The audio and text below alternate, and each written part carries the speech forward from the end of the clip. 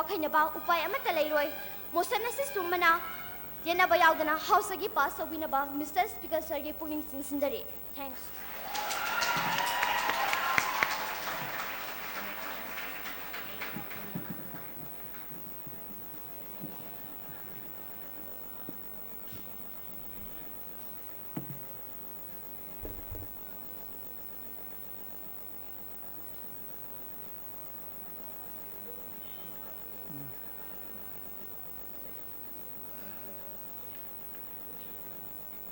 Sing Yabirego Matangamu, a opposition bench the Mamulokos again. Serial number 8 Joy Chiri Haishnam, Dam College of Arts. Ha! Oh, sorry, my option was record. The day Matangamamu Lokalage Joy Chiri's option were.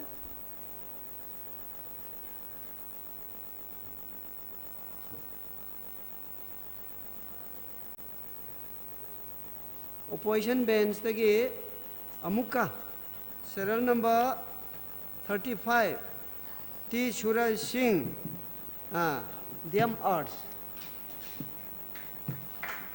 serial number 35 T. Shura Singh Diam Arts.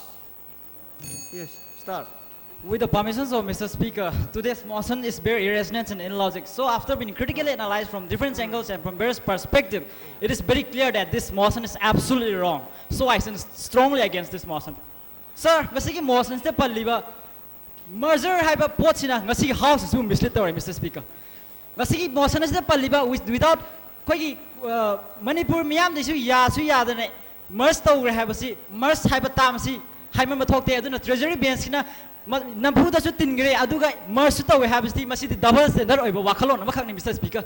Laxani of Mr. Speaker, Manipur was not merged at all. Manipur was annexed forcefully. Have you? Adu concept to the quite 5,000.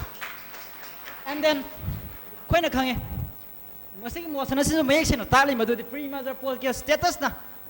Status na in the Amadi Manipur and conflict couldn't solve the Ngamgani. Masik Kamaina, come down how? Masik Kamna. Analyze the karamba kutanda karamba political conflict la social conflict la economic conflict la see define the fazana clearly ite so ngasigi motion se mayek sena lale ngasigi motion se palibasi koina pre-major political status so koi hanjan se habani hanjan ba tar basu Manipur na pre-major political status the hanjan ba si 1947 ki instrument of assistance the uniform oiba adon defense communication ama the external affairs sing subsan na paisan ba dominant state India na paisan ba adu khani Mr. Speaker na side treasury bench tatan hai khre moina aspa ILP see this all masisu manung as a part of instrument of assistance because external affairs da koi nei na during external affairs the border pillar ki 81 ki issue see koi consider to godam this is external affairs and well leiba external affairs communication do ero koi swai the whole ribasi dominant state na kaisu understand to bide amadi khoi ki voice bu dissent voice bu suppress to thami and as well defense communication aduga nakal amam do yeng matamda communication defense da jong yeng si aspa habase khoi ki si Manipur ba lam si da khoi conflict yam le aduna khoi aspa se thamjal ne as a part of defense nasai ki instruments of association 1947 da yaw what am I talking about? Aduna, Laxani of the Kari come down among the in Manipur, India, conflict, a pre-merger political status, the Kanmangam with them, but see the double standard, Mr. Speaker. Laxaning with Mr. Speaker.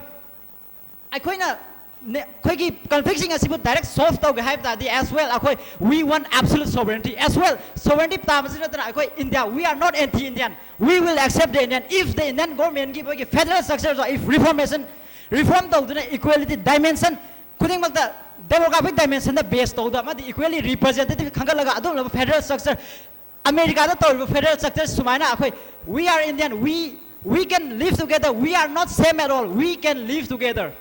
Adubu, Masiki Paliba, Lengak Sing Haitare, Masiki government sing the Masiki uniform unity and diversity have a Wahan to Osil totally crushed down to the uniformity and diversity la the same Labatina Amadi masida sunatna autonomy leijaduna leiriba Kashmir forward article 370 provocation tawrabani masida su akoina pre-merger political status da akoin ngaksaba ngamini havna mangda manga tabra pakha oigani masidi kaisu oiroidaba yumpham yawda motion amakha oigani Mr. Speaker Laksani of the Mr. Speaker, Manipur have a lamda masi, Manipur Masamaki Royal Chronicle Gimatu in a 33 AD, the Gihona Masama Thunder, left of Adol Maning Tamlin Topano Elizabeth. Lebama have a sing a sick member, could him on house, member could him on a Yanaka Mamakasoy, Mr. Speaker. Adumapu, annexation Tower Matus, the Yadi, the Harga. I call it Nasagi, Praman, Pazabam Sutambia, my treasury, Bensky, my octagi. Aduma Swain has again, I say, Usiak Tadokiba, Usiak Tadokadani, yes, Usiak with Tadokim, Adu, Makonga, Langira Tadokoni, Tadok Madam, the we want complete sovereignty, have seen it. Adu, things have that, so we can join together and form a dominant India, have a same way. India have a India can define the way India was not at all. India was a union of state. India has a union of state. As well, same reason and have like the mainland have like the some among the India have a state, I must have a federal sector with a strong federal sector. Must it the pre-merger political status that we can fixing a sibu solve the Wangam Navsi Tazabo, what the Aduna Tazu Tazaning I would Aduna Siki Mosan, Mayexum Lali, the Ngasiki around Mosan house, for the Amadi, deliver audience in the mislead talk about house, my Nasaba Amadi. Lale have to send with my Matata arguments and Tanzania, Nasiki Mosan, make some Lale have the tie. Nasiki Aram was a simple house before the pastor vice said, so yeah, Mayaro. I don't Nasiki house before doing a sing Mosan. I said, we wrote on the speaker side. Thank you.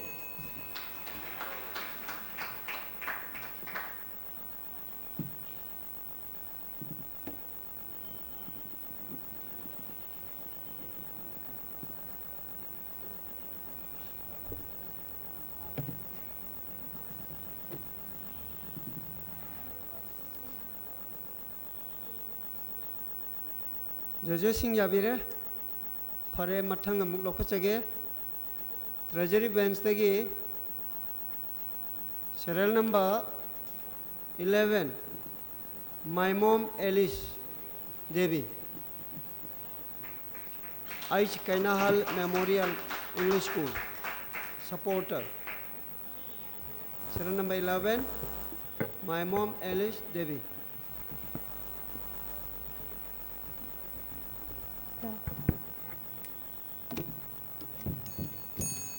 With the permission of the speakers, on the motion of the House, Manipur pre-merger political status Hanjinba Ngamlaba Matamdata, Manipur-India conflict Wakheinaba Ngamgani habesida, am chumme hasening Mr. Speaker sir, I call me a bana pam libase, Ninka Tamba, Migi Mika Pondaba, Mi Pantang daba Adumagne, Hanad Aduki Sumatakta, Kanglei Chasing Asina. Mahiro sing Maharol the Gihona, Ninkatam Neleba, Migi mi Pantang the Neleba Pam, Firp Amane. India government, Namduna, Maharaj Buddha Chandrabus, signed on Kibadagi Manipur Ninkatam Base, Mankibane. Mapuna Minai the Yang, Minego Yang, Makoina Toning Badatori. Manipur the Law and Order Gi Kudong Chabalaga, Armed Force Special Power Act, Insog, Singamaga Jamapan, Yankaini Pan Tamzinduna, Mitop Sifashina, Kanglecha Singasida, Awana Kayama Piri. Mi haning bata hali faning bata fari ing sog singa ga sop na mari July gi tarik taraga tarama thogilona ba hinga sida chanura thangjama dora mabu mayum dagi faduna puthok pi khraga namjanam thek biduna tamthina hatok piki July gi tarik taramanga marai pabilu ching bitarani thoina kangla ge nomang da leptuna naked protest tawdana kholaw kaya malawki asigumba miyam gi thamoida nungai taba thuklaw ba tuzungma phawba se karigumba Manipurna marom dom lepangam zaba state Hadi mi pantang the boy and batagri say I don't know Mr. Speaker sir. Manipur the top problem could India government and Nasif Habada Achumba Afaba Midian soft abangambide. Aduna I call Manipur na India that tin Bahibese Sungya Mag Yazaning de Sunga Torrens or Hazaning. I call Matanga solution jerk.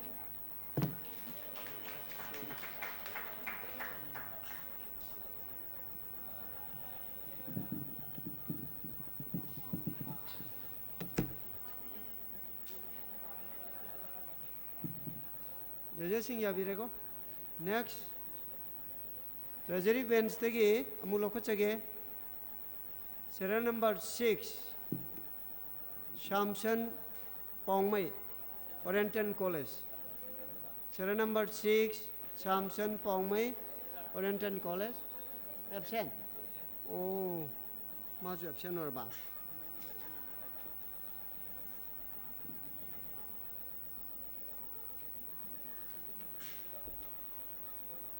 With the next.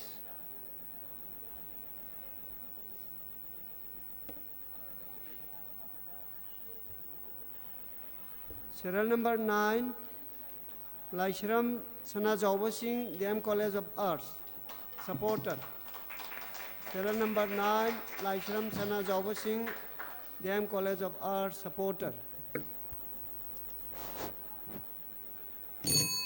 With the permission of Mr. Speaker, sir, I see House the Pukat Bill motion, Manipur pre-merger political status Hanjinba Ngamlaba Matamdata Manipur-India conflict Wakheinaba Ngamgani FC. Tasing is to man aina tawai hakjang yawn support to sir.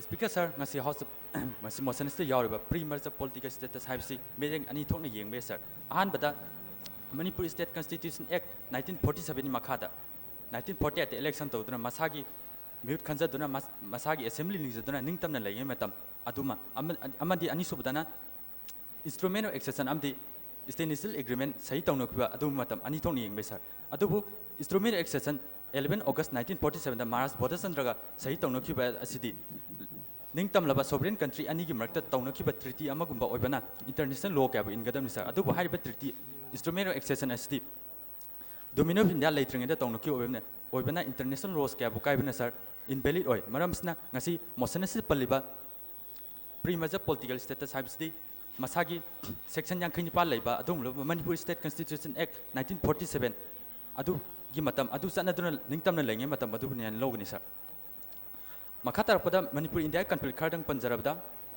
Mitopsing Equi Manipur sanction of issue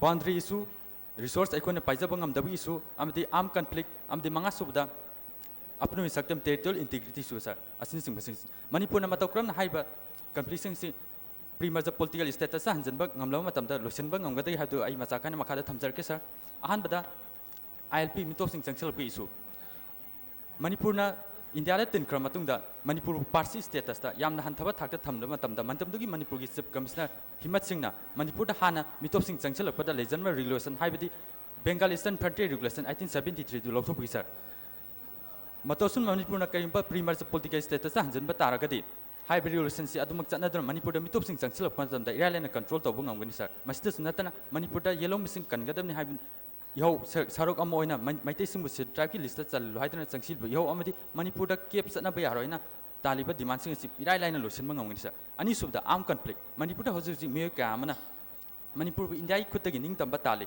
Ningtam appeared in the Taliba demand Asibu Namtana Vidamta Aspanism but Draconen Loka Amabu Equi Manipur Tamzinduna Lamdamasu military zone on the Mute Minai Mihan Wipun Kayama Torisa Hyber Mute Minai Mihan Punpusing Asi Manipur Karimba pre-merger political status Hanzamangam Lati Hyber conflicts Iran and Lucian Home sub that territory integrity Manipur State Constitution Act 1947 Makada 1940 at Taukiba election Apunba member Yankayum do Kankiba Duda Tampaki Kuntra Singi Tarampal Amdi Mohammed and Havi Muslim Singi Ahum Rizab Tongisa Adusu Matata Minister Yauba Consular Minister Terki Monda Sing missing the Minister Ani Piduna Apunba Purup Mang Apunmaki Sarka Malaysa Matopsna Karimba Ikona Constitution Satnaba Matam Havi Ningtam pre-merger political status Matam the Hankim Hanjin Bataragadi Manipur Hosik Singtam Kaibung Tanaduna Mina Kudong Sabat Hadi Tugana with them Kudong Sabat Load Amadi Manipur Purupsing Marta Amagamga Yantina Balay Mamsi Ireland and Lucian Manganisa Marisubuda resource issue Manipur India and Kramatunda Manipur Masagi Masadi Marondom Putuxari resourcing I am Bana Equi Manipur Ojabangam Desa Masiki make Lara Kudam Haibu Lokta Hydroport electric power project na Apunba megawatt Sama Manga Putopogi Manunda Manipur Sumnatagi 38.4 megawatt Pangisa Duga Atopa Arima Singasna India Gomi or Masis Matakta Gabo Beligi Damang Manipur Gomenda Myanmar Gomena Karakata takes us to India Gomena Marim Sasa and Kaktit Pisa Maramuduna Karimbaikuna pre-merger political status Hanjinba Ngamlagadi hybrid sourcing Equi Ishagi Ojaduna Lamdamasibu Economy Pantang double Lamdam or that took in Banting Panganisa Manga Subda boundary issue Equi Ngamkagi issue Manipur India tin Kramatung. Manipur Ngamkaisi, no one will leap later, Aduma Kaiter, Masiki make Lara Kudam Haibu, Ikukan talk about boundary pillar number IT on IT2, Dunasakin, sir. Came by Kuna came Primaza political status, Hanjinba, Manipur State Constitution Act 1947, is another Ningtam Labor, Taragati, Aquina Isagi, Iromdom Isana, Naksabangam like the Amdi, Hausi Prema agreement, Taunuduna, Mayam Nayam signary by Article 2, the Manipur Ngamkai Kaila Kadrahan signary to Adum to call Agnisa. Matakta Panzakrips as in another Matamdata Manipur, tolerable issues in then Constitution, Article 360 and Indian Constitution, Sandbox Satopa Yabaga Ayaba, people Dugumna, Manipur State Constitution Act 1947, Sept number Tramatogi, Section Yankaitor, Sandbox Satopa Ayabi, Madam Sandbox Satolaga, Matametun Tolpa is Sukitum Warriors and Propang with them, Manipur Primas political status have the 1947 Matamdata. Issuing is Warriors and Propang, I'm going to have to Sumana House report speaker and the past of Vinahajari. Thanks all.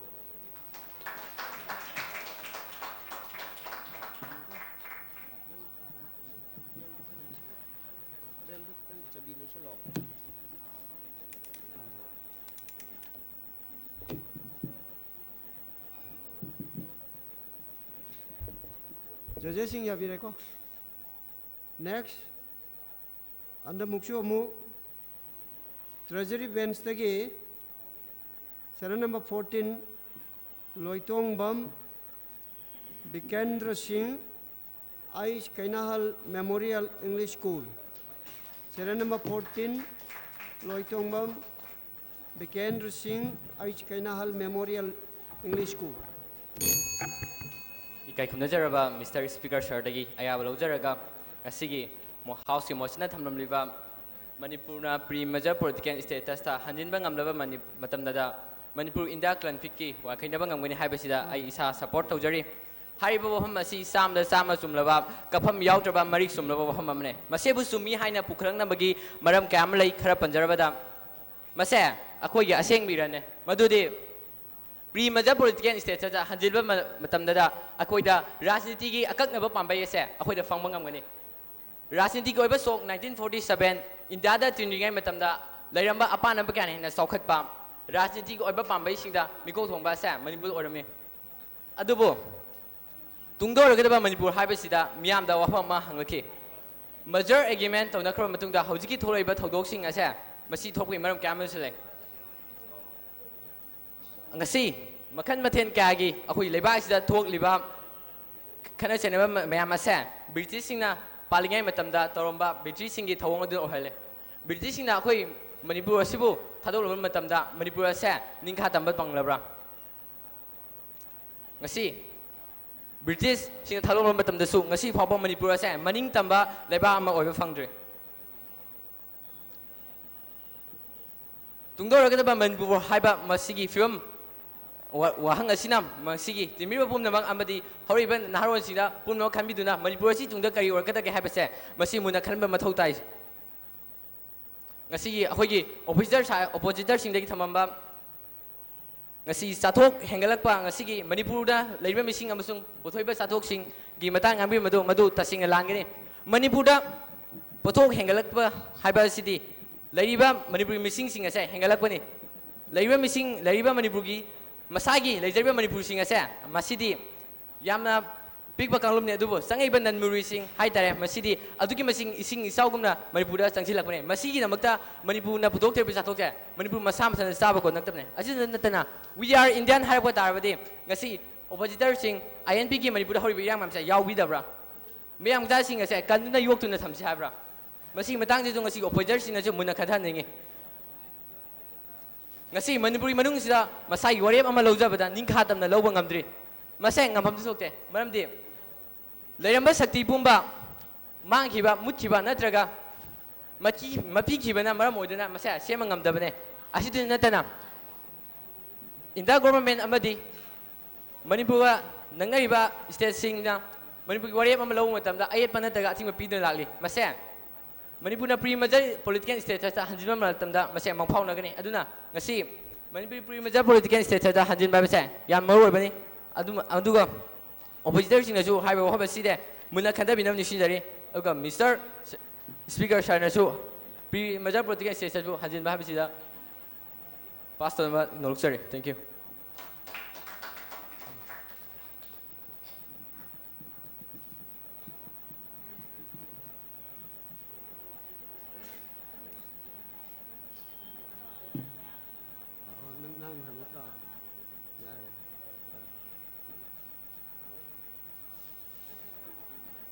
ꯑꯩꯈꯣꯏ ꯊꯪꯅ ꯊꯪꯅꯅ treasury ꯕꯦꯟꯁꯇꯒꯤ ꯑꯍꯨꯝ ꯑꯃꯨꯛ ꯉꯥꯡꯈ꯭ꯔꯕ ꯃꯇꯨꯡꯗ opposition ꯕꯦꯟꯁꯇꯒꯤ ꯑꯃꯨꯛ ꯂꯧꯈꯠꯆꯒꯦ ꯖꯖꯦꯁꯁꯤꯡ ꯌꯥꯕꯤꯔꯦꯀꯣ ꯖꯖꯁꯤꯡꯒꯤ ꯐꯝꯐꯝꯗꯣ ꯑꯃꯨꯛꯇ ꯌꯦꯡꯕꯤꯌꯨ ꯅꯨꯡꯁꯥ ꯁꯥꯕꯁꯨ ꯃꯥꯜꯂꯦ ꯀꯔꯝꯍꯥꯏꯅ ꯇꯧꯁꯤꯒꯦ ꯑꯗꯣ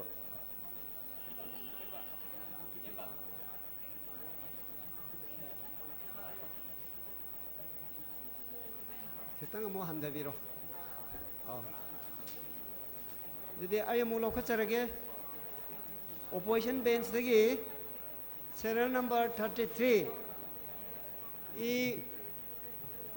पल्लईबा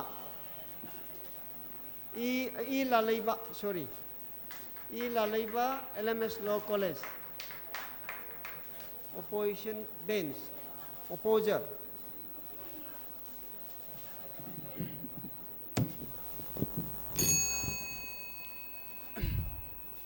Thank you, Mr. Speaker, sir, for giving me this privilege. Mr. Speaker, sir, Pond the Lamba Seklama, Makonda, Masada, Mangaka, Tori, Turaka, Tadopiraga, Ponduga Marine, they have the body, Yam, Tokani, Mr. Speaker, sir. Massimani, Nasiki topic as a story, Mr. Speaker, sir. Hogi, Honorable Treasury Ben Singna, Yamanako in the support of Wirami, Muru Damaktiana, Makataka Pondusari. Mr. Speaker, sir. Nasigi, motion is the Nainari Basi, quality Maroi Basi, pre-mother status Hibasina, pre-mother status Hibasika, from Wadi, pre-mother status Hibasi, mother regiment, in the arm of the Manipur, Punki mother regiment from Wadi. Adubu, Yamalab activity, mother regiment, legally invalid oi Hiba, Adum argument, Mayam Musulere. Hibadi, Manipur Constitution, Manipur Assembly, Malikalam Matunda, Maharaja Borosan, Masam, the sign of Babatu.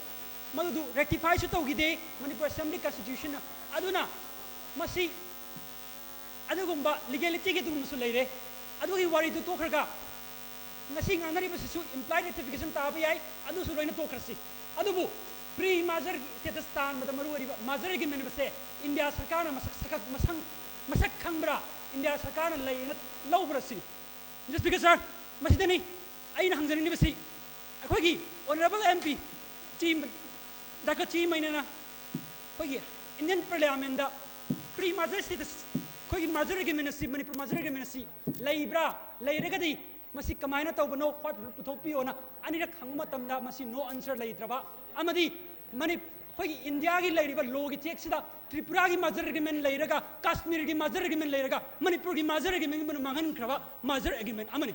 Adumba, Indiana Sakandraba, Indiana Laitrava, Taza Laitina Tazarava.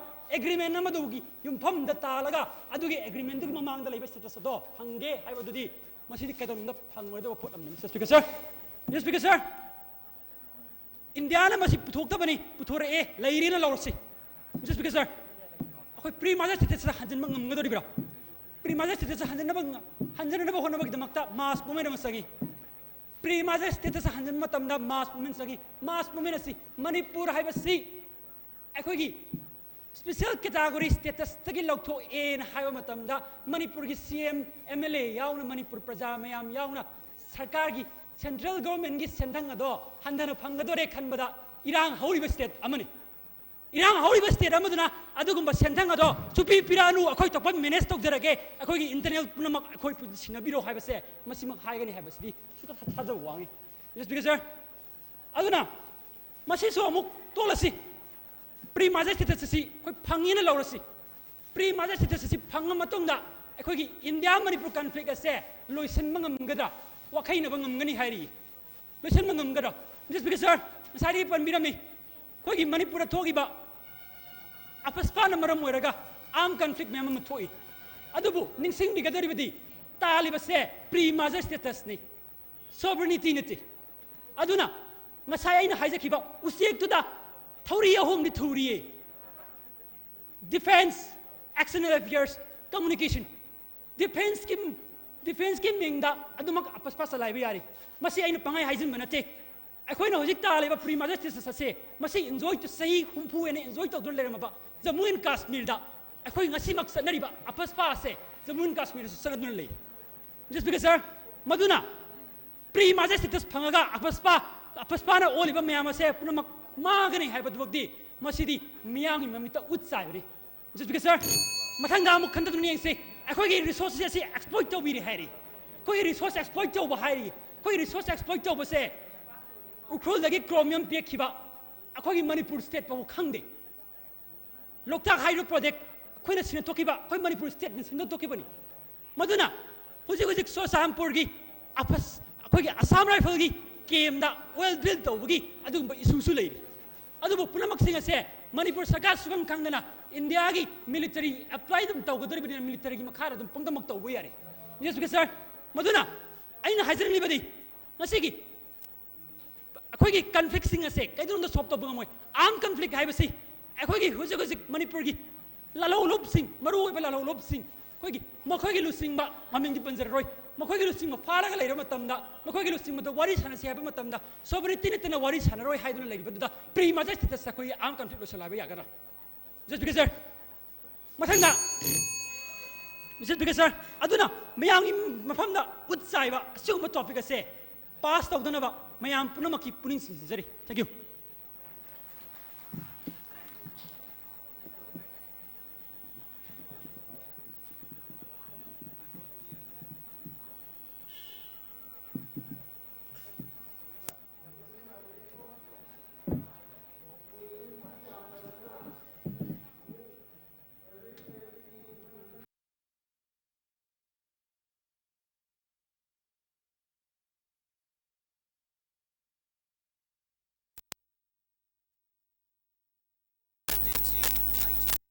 Memorial English School. Serial number 12, Thingom Ranjit Singh, Aish Kainahal Memorial English School. With the permission of Mr. Speaker, sir, ngasigi topic Manipur na pre-merger political status ta Hanjinba Ngamlaba Matamdata Manipur-India conflict ki Wakheinaba Ngamgani hariba si tasengna aikoide yamna kanaba piba topic amani haina aina hajaningi maramdi masi ngasi phana Manipur na India da tili haiduna su India gi karamba mafamna Manipur gi ming khangbigre aduda su nate hoi munna ma khangbidrabaksu makoina 1949 gi September 21 da Bod Maharaja Bodachandra bu kaushalaga masana yadana gun point tawduna namdana merger sign tawon gibanina makoina puning badagi Manipur bu makoi gi marakta tilhaning badagi Manipur asi yawana namdana yawan gibane adubu Manipur na si yare Manipur na si yawre Bodachandra Maharaja na yawre adubu yawba tagasu makoina tasengna yawaning bagi damakta oiba tagadi Manipur gi ming gari marang gi khangbiroi dabano ngasi akoina Tripura romda anatrabasu Delhi romda chalu hoi Delhi romda I khangba yai Manipur macha Delhi da laik tam chali Delhi da laik tam chapa sina marang waga khangamba yai adubu chalu ba Tripura romda chalu matamda kari lam dagi na hangboda Manipur dagi ni Manipur ka ha he kari no sibo Manipur mafam bo karai karom da leibo khangda mafam si da ma khoina kari gumba kanaba kari khatang pambagi da makta Manipur si tillu na hai bani adudas nate hoi chummi mamangi opposer na habi giba afratan banate pre-merger political status tan mani habini pre-merger political status tala ko sideda afra le pasi indiana sema ko ni aduduna indiana sema ko mayamasi akoi ni yaning da yawo dagi pre-merger political tale habini afra tale moti haide dana aduna nate pre-merger political status masi phangmana Manipur da su kanaba kya phangani adu suma da Manipur da phangliba sangai Sirolili amajung hana Manipur gi oramba Kabuvili India ga pulu badagi Kabuvili mi da pitogre amajung sangai amajung Sirolili ani asi hayeng atopa Manipur asi India na khangbi da bawa basu kariguma Manipur na India dagi to kha taraga maning da maleba moina country moina lemba taraga di sangai kari lamgino amajung Sirolili kari lamgino haidana atopa lam singna hangakpa matamda atopa lam singna yengpa matamda Manipur gi ni haina India manung da natana atopa mapalom da su phangani ado atopa mapalam na su akhoi Manipur gi mingasi soidana khangani adugi sumatata Manipur da miancha changpana akhoi maitai macha gi phuru magjale maitai macha asi tam na mule aduga asumna kuina leiba taragadi matam amada ILP gi facility watpana marmoga Tripura da su Tripura sing mangi bukum Manipur da su soidana mangani mangwa haininga sulaite soidana mangani aduna ngasigi opposer side ta phambiriba mayamsu Manipur gi Kanglei chani irei chani matam lamdam asigi irei changa tani nakhoi pulap Manipuri Mati Mango Matamda, Yamango Haninga Dilete, Nakopula Manga Sira Amasung, Lady Batungi Mirosing as Mutat Kasira. Luenana, Karigumba, Manipur Amasung Indiani as Punda Tagadi, Alpisu, Manipur Chanagani, Amasung, Atoba Mianta Sangumatam the Su, Matay, Kogi Puruchi Mangroy, Luenana, a Kogi Mixatu, Yamna, Hengaragani, Luenana, Kogi Pukai was Armakabu Bilisu, Manipura. Manipur India Tilumana Morga, Indiana, Kabo Bilisu Pitoge, Aduga, Asum Queen Elevata, Karambalam Swamuka, Indiana, Atobalam, the Pitogi Duri. Hajanim Gadi, Nashiki, premature political status, Hanjinba, Ngamlaba Matamdata, Manipur, India, conflict Naba, Wakheinaba, Ngamgani, Hariba, topic, house Kitobayasi, Tasena Yazaningi, Amazung, Nakoina, Konadaba, Nakoina, Saunava Mima, Jangal Ragana, Wangangugra. Nanga Mimaga Kanare, Mimaga Kanava, Navanido, Yamna Tabtina Kanare, Nanga Sangalu, me to the Wangangugadra, when a million on the Waharagadra. Adumna, Indiaga Manipurasu, Toka Tavata, the Indianas, India Manipurna, Palm the Bakota Balate, I don't know, Wamata Sutangalo, on a Siki premature political status, Hanjinba, Ngamlaba Matamdata, Manipur, Indiagi conflict, Wakheinaba, Ngamgani, Haribatopeshi, the same as in Yamna. Aduna Sunatana, Akodi Yamna Kanava for Gadava topping Hana in Matansi, the Hajaning, Matansi, the illusion.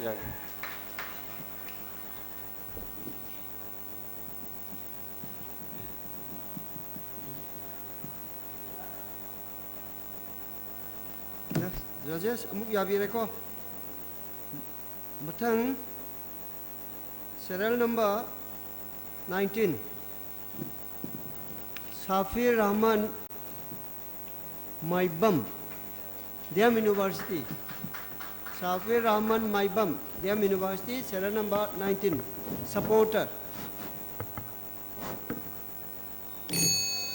Honorable Speaker, Maningtam na Poglakiba, Mioibam, Oibana, Maningtam na Labor Pamba, Amasung Nim, the Bapamba, Habasidi, Masana Tarabo, Apamaka, Oibana, Nasigi Mosalasi, Housekeep Florida endorsed Tozari. Mr. Speaker, Nasigi opposition beings the Pambidi Bitsin in Oxina, Kanbidi Basi, Ponda Yokba Sekla Amana, Maningtam the Pairiba, Sekla Amabu, Laina Leba, Usiak Amani Sekla Amani, Kanbagum, Nasigi opposition beings the Pambidi Bitsin in Oxina, I could get treasury the Pambidi Bitsin in Oxin Bukale. Around Bopama Oigan, Mr. Speaker. Mr. Speaker, Equina Nasigi House, the Kananabik Damak Libo Mosalasi, internet sovereignty, Pai Natraga Patti, Natraga, absolute sovereignty, Natraga, complete sovereignty, in a Pai Natraga Patti, Habadu, Kanasi, Nainasi, Haina Pukakiba Mosalamaga Nati, Nasigi Mosalasina, Haribadi, the Paliba conflict, Ivasina. Indiagi Pibanung, the Tinkraba Matung Habadi 1949, the Hauduna India government as a Turkiba. Historical Amasung political blunder ma'am aduna thokal lakliba political conflict Amasung armed conflicts in adu boy koina conflict haina khangnagane Mrs. Speaker adu eba taragidi ningtamba bharatki manungda ningtamba manipur oigani habasi lamyan behizam irabat na haibiram bawafam amakhaktane aduga Eastern agreement Amasung instrument of accession haina ngasigi opposition gi bench ta phambiri bisin nausing na yamna palamba wafam asigi matung ina external affairs, defense, amasung communication asi India ki Piban, India ki manung dalaygani. Aduga internal sovereignty adudi Manipur adumak maintain tawduna laygani. Hairiba matam asida Manipur amasung India ani ki marakta karigumba makal ama phawogi conflict laykide. Adubu 1949 dagi hauduna India ki Piban nung da tin khraba matung da lakiba political conflict amasung armed conflict oibana maram oiraga pre-merger political status ta kariguma Manipur na Hanjinba taragadi lairiba armed conflict amasung political conflict sing asi resolve togani haibasi amuksu chumli 1949 da India ki phiban nung da tin khraba matung hizam irabat lising makhada red card ka loina na Manipur ningtam ihau hauraki adubu hizam irabat si khraba matung 1964 da UNLF 1970 ga 8 da PLA 1970 ga 9 da pre-pak 1980 da KCP amasung 1990 ga 4 da KCP na singba tongan ba look kya amak linklak tuna Manipur amasung India ani gi marakta leiriba political conflict asi armed conflict amak yamna sauna thoglakhe hairiba sing asina taklibadi kari no haiba matamda India amasung Manipur ani gi marakta conflict thoraklibasi India gi phiban nung da tiluraba matung da thoglakhiba oibana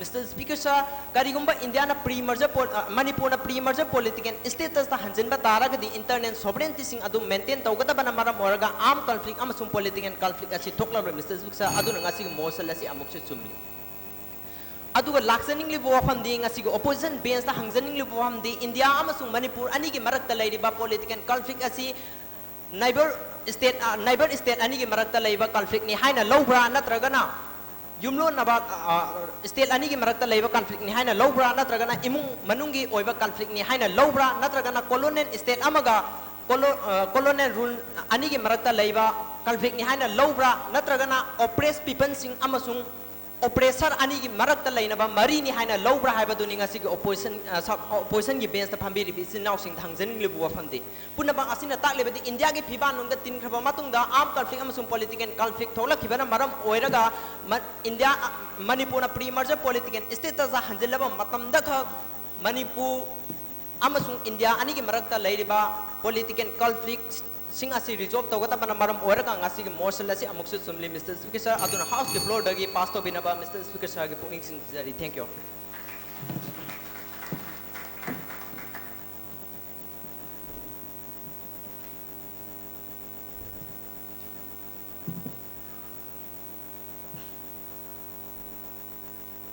Sing Yavire ko Mathang Chuboina Muka Mohana Treasury Wednesday Mukloka Sera number 2 Akoijam Sundari Devi Kumbi College supporter Sera number 2 Akoijam Sundari Devi Kumbi College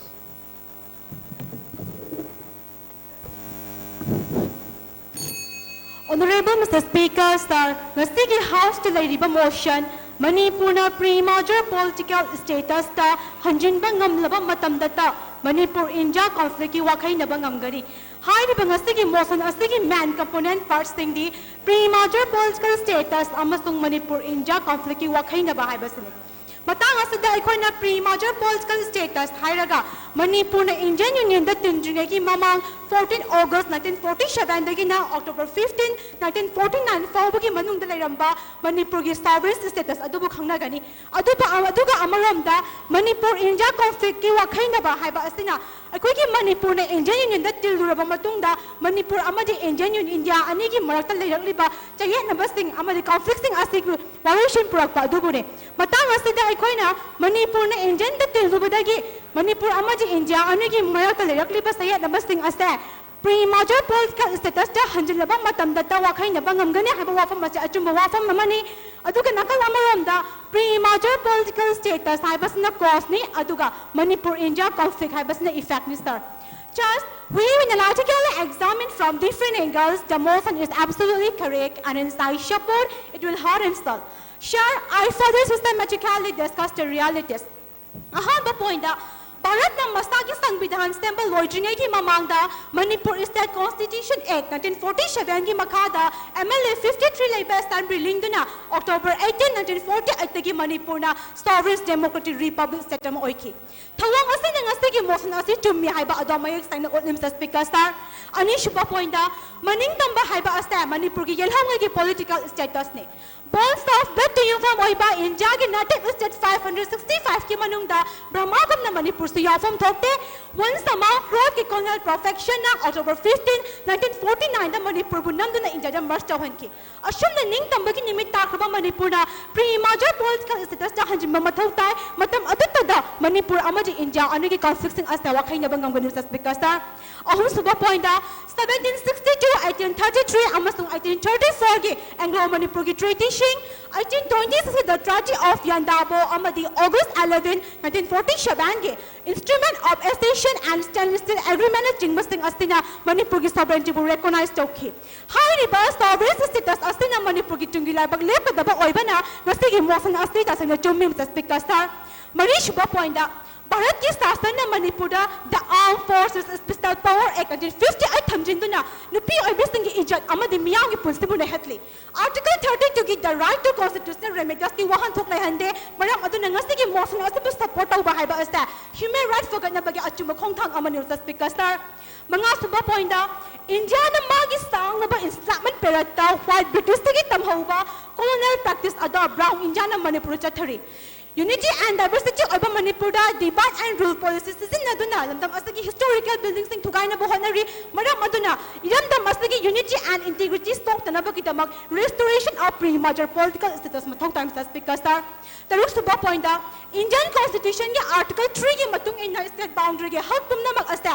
center ge khutta lairi maram masna Indo naga framework agreement palakpa matamda lamdam asagi praja pumna maki thamoda mi paiba fauri masita sunatana border pillar na chingba territorial crisis kaya lakpa matamda central government khut wana banatana koi state government kari su tawba ngandri ashigumba Manipur ge hangla government astina Manipur amadi India anegi marta leba conflict Wakheinaba haiba sta oithokta bani maram aduna pre-merger political status ta Hanjinba mathok time as because ta tare suba point da BJP government ngase act olhangani hana wasakliba citizenship amendment bill 2016 na India manungi mitop sing lakna bangamjinga ki chara asida wangmagi foreigner masing lakamda na Manipur chang halakadauri burning issue asimak pre-merger political status ta Hanjinba matam daration bangamgani maram aduna ngase ki motion asta tasina tumim tas because ta Nepal suba point da United Nations ke member ama oibata na international human right commitment kaya da signatory oiba India na Manipur mi hapung othok pud na tana yelong mis ni sakta muthat na bahot na ri ngasti ki Manipur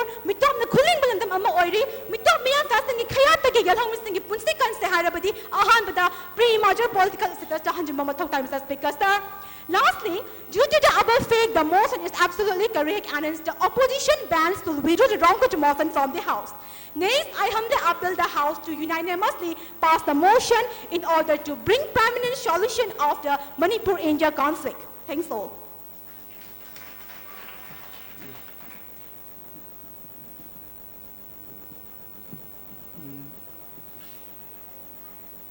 Treasury bench tagi thangna na ahum ngang kharbagi matungda amu opposition bench tagi ma lokho chage judges sing yabire ko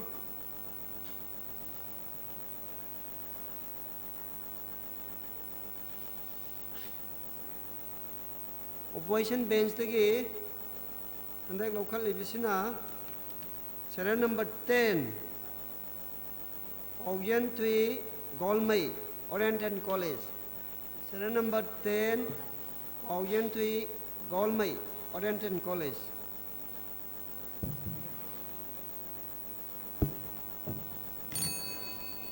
Respected Speaker sir, motion se ai yam oppose tawningi maramdi 70 years in independence matungda pre-merger demand accept tawgini haiba oithokpa oigadra Speaker sir maramdi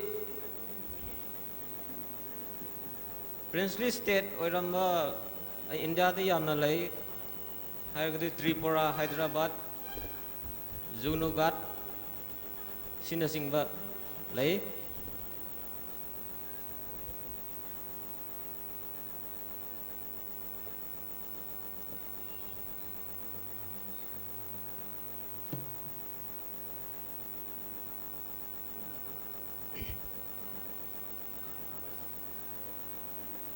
sorry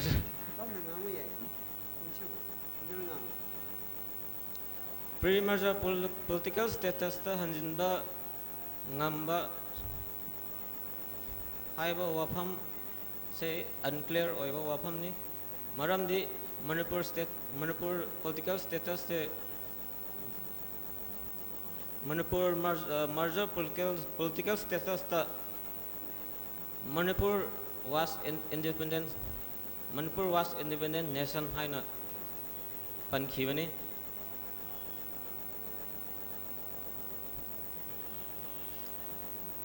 India के interest का Manipur के interest का यामना opposite ओय मरम दी मसी की opposite ओय बा वखल ना ओय थप्पा ngambagi pre-merger ओय थप्पा की ngambagi शक्ति ओय थप्पा उदे independence nation amade independence तालगा independent ओयरगा political dialogue tauba haibasi even same person political system political system haibasi yamna contradictory oiba wafamni. Speaker sir, aina hozik kitang hai kiba point mayam do Speaker sir na withdraw tawiyo. Thank you sir.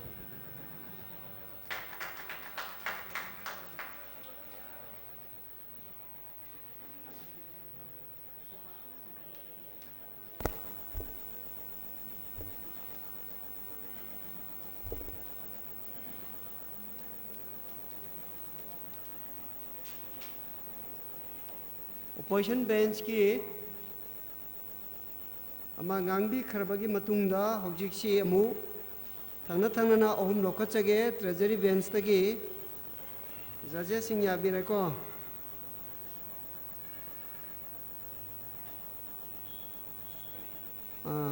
treasury bench tagi lokachari basi serial number 32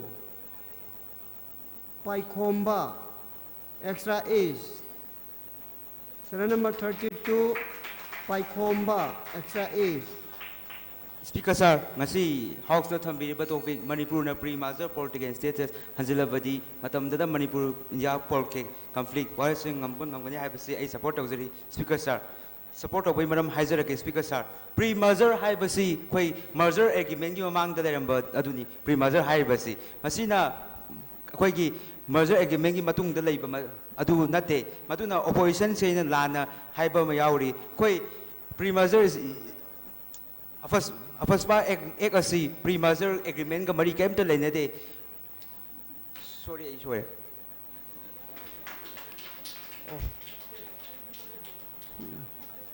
Paikhomba ki siyam tension gara judges sing yabire ko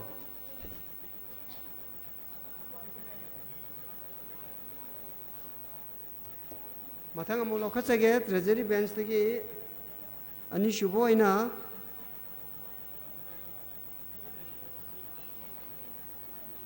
serial number 17 Yaipavi Leishang Them PYA Lamsang supporter serial number 17 Yaipavi Leishang Them PYA Lamsang. With the permission of the Speaker, sir, ngasi House to piram niba motion, Manipur na pre-major political status ta Hanjinba Ngamlaba Matamdata, India amadi Manipur ani conflict Wakheinaba Ngamgani. Piram niba motion na si taseng na chummi haibatak na ba makada point khra thamjage. Ahan bada, Manipur si 33 AD King Nong Dalaren pakhang ba na pali ngay matamdige hauna, isahagyo ba tongan ba chatnabi nat ama descript layjarak pa aduma independent kingdom amani. Eglo Manipur war na Manipuri singing tamba manghaloraba matungda 1947 da Manipur amuk hananing tamba hanjanduna Southeast Asia gi manungda khwaidagi ahanba masagi constitution semjaduna democracy chat palaiba amani ani shubada 21st September 1949 Manipuri singi right to self determination bu khongong na biduna amadi Manipuri singi ayaba amati yaudana Manipur bu India gi fibanu na fuda tinsin bikhi Manipur bu India ki fibanung da nafuda tinsilaba matung da chahi kunithoi chupna namthaduna thambirami Manipuri singi right to self determination bu khongong na khibagi mayok da amadi Manipur da amuk hananing kha tamba phangnabagi wakhalon da Manipur da 1964 da gi hauraga ngasi fawba insurgency kyama masing khangna tholi Mr Speaker sir maramasin ngasi gi house ki motion asi taseng chummi ahum subada 8 September 1980 da Manipur asi disturbance area ni haidon declare tawraba matung dagi na ngasi fawba insurgency namthanabagi mingda armed forces special power act thamjinduna Manipuri praja singi hakpu fong na amadi lon khonggaung na bahorokhi malom gi thodok manorama gi thodok amadi hairangoi thong gi thodok amuk hangna thong oi hainingai lete Speaker sir chahi lisang sitna insurgency namthanabagi mingda thamliba ek kya singshina Manipur da insurgency ki problem karai fo Wakheinaba ngamkhare amadi karai fo solution pork pangam ge habasi hangningai oiba wahangni maramas na sunga sigi house ki motion na si mayek seng da chumhalle mari subada India government gi daban standard oiba maong haibadi Manipur praja miyam dana Manipur gi ngamkhai ka heloi haiba ngamba amadi naga praja miyam dana naga singi ahenba autonomy pi na bagi damakta framework agreement sign tawna duna 2015 dagi ngasi fawba kana zu khangan dana haidok dana thamde Manipuri Praja Singi Tamoy, the Om Duna framework agreement you are on Amadi, Manipur Ngam Ngapcha, Ngamgadra, Ngamoidra, Harba Sing Sigi, Paukumsu, Manipurna pre-major political status, the Lairaba Matamdata P. Bangamgadabani, Baramas Nangasigi House Kimosana Sita Senachumi. Mangasubada, India Constitution Article number 3 the Mayak Seng Napali, Madudi, State Amagi boundary Semdok Semjin Toba, Amadi Hongdok Honjin Toba have the center government, you right. Handak Tazu Jammu and Kashmir, the article number 370, Amadi 35A, abolish to Uduna Kashmir receiving a right to self-determination, Kongong Nabiri. Manipur Gumba pick Kraba Masagi portation, Amata Lajadraba Lamsida di talk with hiding latest speaker, sir. Maramas Nasiga House Mosan Sita saying to me. Manipur Amadi India Marakta Lay, but Jay Naba conflicting Sigo Warush and Amadi Wakheinaba, Porka Habitaragadi, Manipur pre-major political status, the Lairaba Matamda Oitokadamni. Taruk Subada. Ministry of Home Makada border area development Lairi Masigi Manunda, India border area BSM na Kurak Hang the Ngak Seli. Manipur Amadi Myanmar, Anigi Loneba border Sidi Kanana Ngak Senbiri Amadi Kanani Shinbiri. Manipur India Fibanu the Nafuda Tinsilaba Matunda, Cabo Valley Pitokraba Matung Sidangasi demo, border number 81 is Sarupta Myanmar Singat kilometer Ahome Hanjilakuna Makoilam had no clear survey team of India Lak Labamatung Yang Silabamatunga, border pillar 81 Mangder Haiduna Hanbangami. Mr. Speaker, sir, Tasing Namak Nasi Manipur Tokliba, Chayet Nariba, Amadi Manipur India, Anigi Marta Tokliba, conflict Miam Singsi Wakheinaba Warushin Pork, Habatara di Tasing Manipur pre-major political status Tahanjalaba Matamda Oitoka Dabadi. Tare Chubamadi Aroiba pointer. Handaks Nesnian Gamenge Anoba Kongtang Oiriba, one nation, one religion, one flag. Harba sing Chinas to Amukena, Manipur India Anigi Marakta Chayet Naba conflict and Ali. Manipur asi 33 AD dagi hong namasagi na chanibi culture religion lajarpa adugumba indigenous group amani. Kaidong nungda mainland India ga lining lichat amadi hiram khudimag tutu na chatmen de biaroy. Mr. Speaker, sir, Rabindranath Tagore haibiramba, when the mind is without fear,